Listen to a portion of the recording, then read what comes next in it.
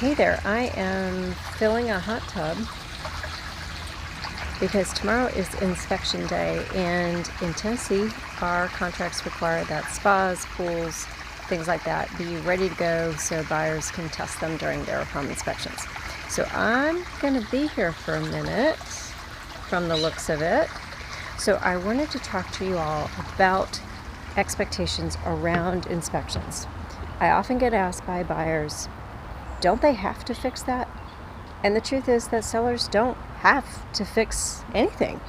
And buyers, conversely, can't expect to get a new house out of an old house.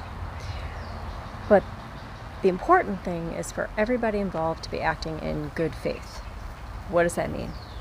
That means being honest about your intentions and communicating them with the other side. So if you plan or want to sell your house as is, you need to be honest about that up front. If you are absolutely not going to fix anything, you can't wait until a buyer has spent hundreds of dollars on home inspections, gives you a repair proposal to say, oh, no, we're selling this as is.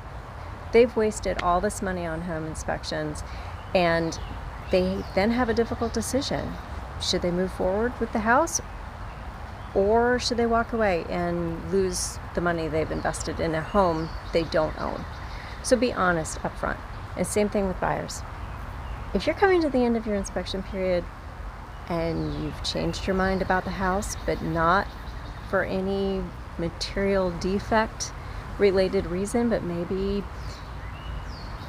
it's just not the vibe you wanted, or you've decided you don't like the paint color and don't want to paint it, you can't blame the conveniently leaking water heater and then refuse to allow the sellers to fix that water heater. That's not acting in good faith. So act in good faith, assume good faith, and you'll have a much smoother transaction. I hope that helps.